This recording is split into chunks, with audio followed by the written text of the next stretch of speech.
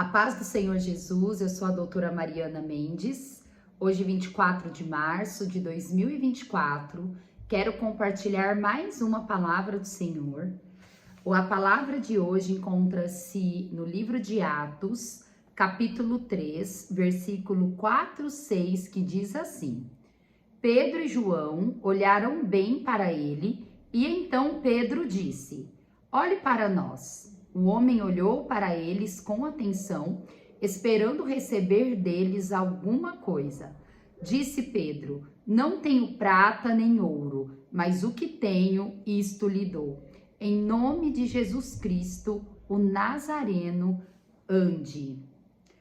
Esse milagre aconteceu quando os discípulos, eles começaram a pregar o evangelho.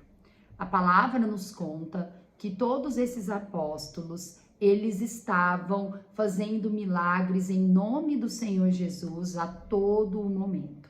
O poder do Espírito Santo ficou com eles. E eles passaram perto desse paralítico que estava pedindo dinheiro, pedindo uma ajuda para talvez poder se alimentar, matar as suas vontades carnais daquele momento. Mas Pedro disse para ele: Não temos prata e nem ouro, mas o que tenho, isto lhe dou. E o que eles tinham era o poder do Espírito Santo, que poderia fazer muito mais do que aquela pessoa imaginava. O que ele pedia para Pedro, diante do que eles podiam fazer por ele, era muito pequeno, era muito pouco. Muitas vezes estamos em oração, estamos clamando para o Senhor e estamos pedindo muito pouco perante o que Jesus pode fazer na nossa vida. Pedimos muitas vezes prosperidade, melhoras financeiras, coisas materiais, mas o que Jesus quer fazer para nós é muito além disso. Jesus, ele quer mudar a nossa vida, mudar a nossa mente, a nossa forma de pensar, a nossa forma de relacionar com as pessoas, melhorar a nossa qualidade familiar, melhorar a vida de todos ao nosso redor, através da palavra de vida eterna, através das prioridades do reino de Deus, que é o que mais importa para nós.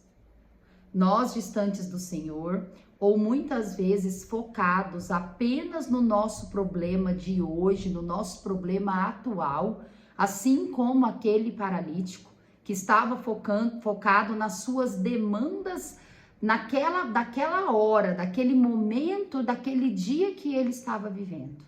Começamos a pedir coisas erradas, coisas pequenas, coisas que não são prioridades. Precisamos olhar para Jesus e pedir o melhor de Deus para a nossa vida. Pedir o poder do Espírito. Pedir para o Espírito Santo discernir as nossas verdadeiras necessidades. Aquilo que Deus olha para nós e vemos que nós precisamos, a chave de melhoria, e nós não estamos tendo discernimento para entender qual é a verdadeira mudança que precisamos ter. Creio que você esteja entendendo o que eu estou dizendo.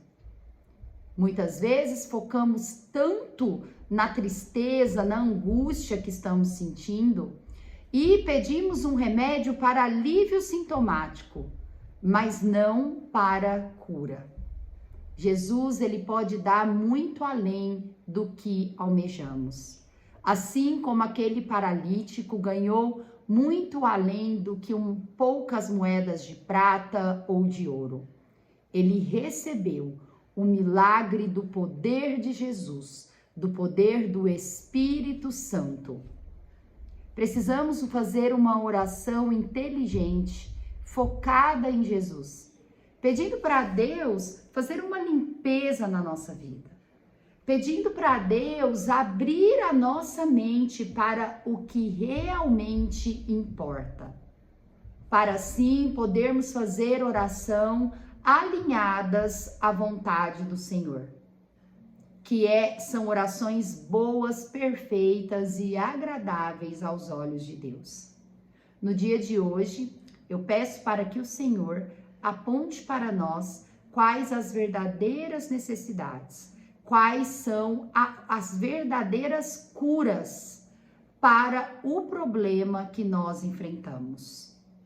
Será que a nossa oração não está de forma muito superficial, que seria apenas um alívio para a dor momentânea?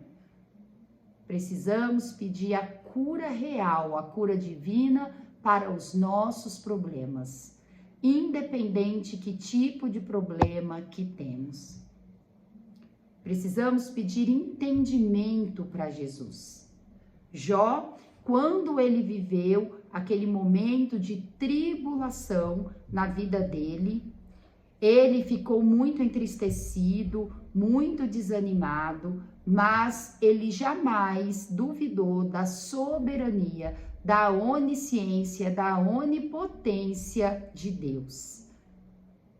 Ele pediu para Deus que ele poderia ter um coração ensinável, um coração que ele pudesse aprender a viver melhor, a compreender a vontade do Senhor. Precisamos ter um coração ensinável, pois nós somos limitados e muitas vezes não conseguimos distinguir a verdadeira causa dos nossos problemas. A meditação de hoje diz assim: você bloqueia seus milagres quando permite que suas circunstâncias dominem a sua fé.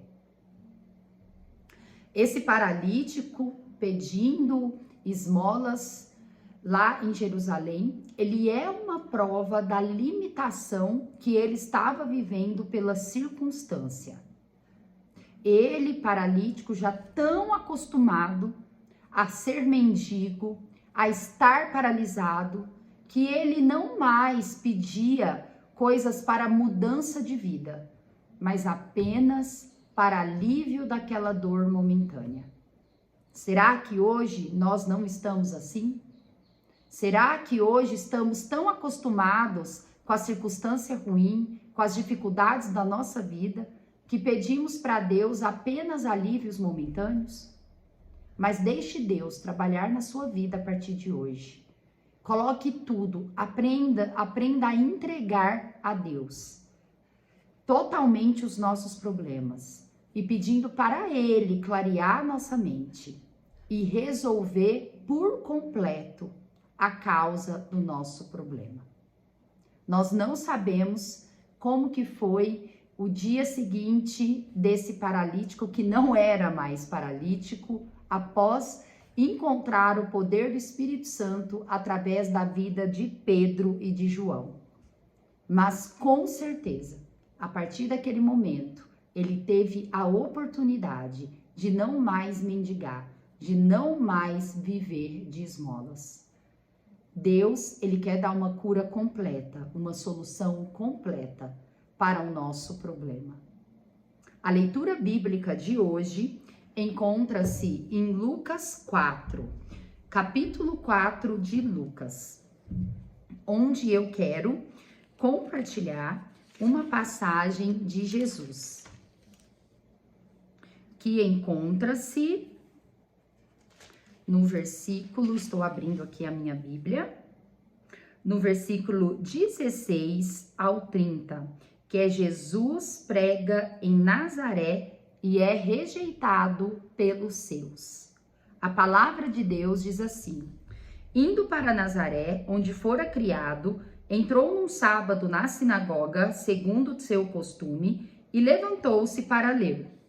Então lhe deram o livro do profeta Isaías, e abrindo o livro, achou o lugar onde estava escrito: o Espírito do Senhor está sobre mim, pelo que me ungiu para evangelizar os pobres, enviou-me para proclamar libertação aos cativos e restauração da vista aos cegos, para pôr em liberdade os oprimidos, e apregoar o ano aceitável do Senhor. Tendo fechado o livro, devolveu-se ao assistente e sentou-se, e todos na sinagoga tinham os olhos fitos nele. Então passou Jesus a dizer-lhes: hoje se cumpriu a escritura que acabais de ouvir. Todos lhe davam testemunho e se maravilhavam das palavras de graça que lhes saíam dos lábios, e perguntavam: não é este o filho de José? Disse-lhes Jesus: sem dúvida, citar-me-eis este provérbio: médico, cura-te a ti mesmo. Tudo que ouvimos ter se dado em Cafarnaum, faze-o também aqui da terra. E prosseguiu: de fato vos afirmo que nenhum profeta é bem recebido na sua própria terra. Na verdade vos digo que muitas viúvas havia em Israel no tempo de Elias, quando o céu se fechou por 3 anos e 6 meses, reinando grande fome em toda a terra. E a nenhuma delas foi Elias enviado, senão a uma viúva de Sarepta de Sidom. Havia também muitos leprosos em Israel nos dias do profeta Eliseu, e nenhum deles foi purificado, senão Naamã, o sírio. Todos na sinagoga, ouvindo essas coisas, se encheram de ira, e levantando-se, expulsaram-no da cidade e o levaram até o cimo do monte, sobre o qual estava edificada, para de lá o precipitarem abaixo.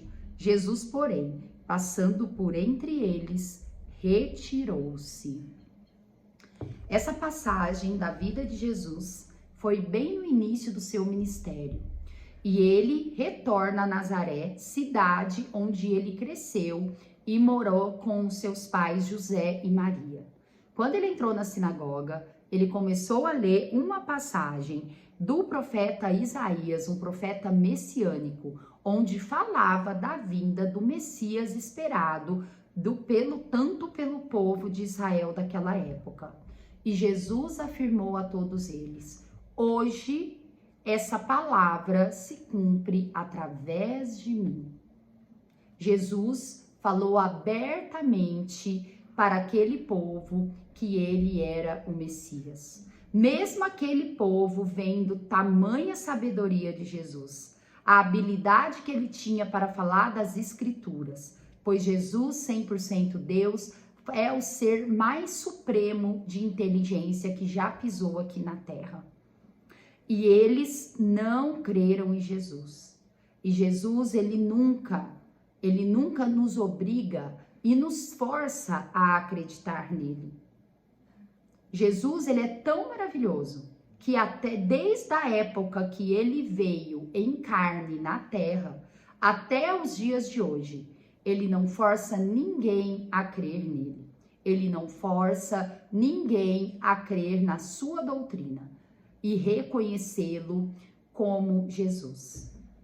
Na verdade, usando os argumentos do Antigo Testamento, ao invés daquele povo reconhecê-lo, ficou irado, porque o ser humano, ele tem dificuldade de aceitar a verdade que rompe os seus preconceitos individuais.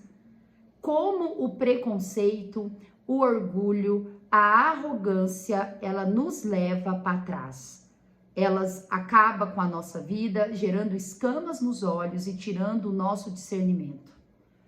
Quando agimos como aquele povo de Nazaré, que por arrogância, por orgulho, por preconceito, não quiseram reconhecer que o filho de José e Maria, por ser de uma família simples, por estarem no meio deles desde a infância, eles não conseguiram quebrar aquele preconceito, aquele orgulho, aquela arrogância e reconhecer que aquele homem admirável, que eles mesmos ficaram encantados com a sua sabedoria, era o Messias. Eles perderam a oportunidade de abraçar, de estar no dia a dia, de ver grandes milagres, de ver grandes prodígios e maravilhas de Jesus naquela cidade. Ao invés disso, a palavra diz que eles quiseram matar Jesus, que eles levaram Jesus para cima do monte para derrubar. Só que Jesus, como não era o momento dele morrer, ele simplesmente andou no meio daquele povo e foi embora. Pois Deus é soberano e o plano de Deus nunca será frustrado. Jesus, ele veio para cumprir todo o propósito estabelecido por Deus. Ele veio para salvar o mundo. Naquele momento, mesmo o povo querendo matá-lo, eles não conseguiram fazer o que eles queriam, pois Deus, na sua soberania, no controle de tudo, não permitiu. E Jesus foi embora tranquilamente, andando no meio daquele povo. E o que eles quiseram fazer, com certeza Satanás usaram eles para isso, eles não conseguiram fazer. Pois Deus, ele é soberano e ele não é pego de surpresa. Eu já ouvi certas doutrinas espiritualistas dizer que Jesus não conseguiu cumprir o propósito dele, não conseguiu mudar o mundo. E isso é uma grande blasfêmia. Essa é uma doutrina de enganação, pois Jesus, ele cumpriu o que estava pré-estabelecido. E quem conhece a palavra de Deus, quem já ouviu as profecias messiânicas, como as profecias de Isaías, já sabíamos que Jesus, ele seria crucificado para salvar o mundo, não para ser destruído, mas para salvar todo o mundo. E hoje, quase 2000 anos após a morte de Jesus, a crucificação e ressurreição de Jesus, estamos aqui, a milhares e milhares de quilômetros de Israel, falando da vinda de Jesus, da salvação de Jesus e da palavra de vida eterna. Jesus, ele nunca é pego de surpresa. Deus está no controle de tudo. E da mesma forma que até o momento já se cumpriu a maioria das profecias bíblicas, se cumprirá o que falta. Jesus voltará. Jesus salvará o mundo e nós entraremos para a vida eterna. Aleluia. Precisamos estar conectados com o Senhor para podermos viver cada vez melhor. Quebre os seus preconceitos, quebre o seu orgulho, não deixe se levar por arrogância.